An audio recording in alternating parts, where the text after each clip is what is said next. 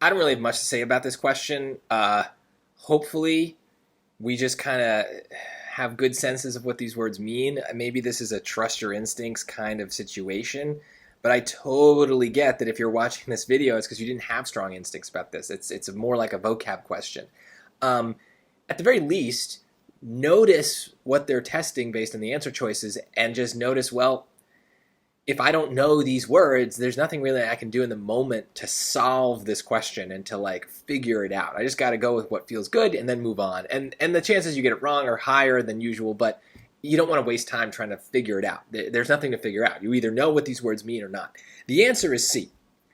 The day's proceedings not only inspired the audience, but also furthered Dr. King's aim of enhancing solidarity between the two countries. What are they talking about? Proceedings means like events. So the day's events not only inspire the audience, blah, blah, blah. So it fits. None of these other words work. A procedure is like, I think of like a surgery, to be quite honest. Like, process, it's not an event. It's like method. It's hard to kind of capture this word, but there's an element of like, steps involved in a procedure, right? A procedure has multiple steps. It could be tedious. It has like a structure to it. Proceeding, event, that's a much more kind of just general word, right? I mean, it's not a tiresome thing. It's not a bad thing. Procedure has this maybe more negative connotation that it's tedious. So that's not right. Let's start with preceding. Choice A, preceding. That word just wouldn't make sense here at all. A preceding. Preceding means to come before. So if something precedes something else, it means it comes before it. So that word pre, that like prefix, usually means before. So that can help you sometimes if you need to like have some reason to pick a choice. So there's nothing about time here. And the same thing with precedence. A precedent is like a rule set in the past.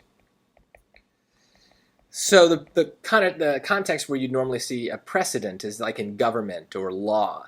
A judge makes a decision on this case because of a precedent set by a previous case. 10 years ago, there was a similar case and another judge made this ruling, so the current judge is going to follow that same ruling, follow the precedent, and do the same thing. So these words are similar. They're kind of based on similar roots, but they are not interchangeable. And so you hopefully have just a kind of sense of what these definitions are and which word fits, and then you just pick the one that feels the most right. If you don't have a strong instinct, it's okay. There are going to be about 5 writing questions where your instincts are kind of just up to your life experiences, and there's really nothing you can do to prepare for that except just like be out in the world more, watch more movies, watch more television, read more books, and just kind of get a sense of the English language.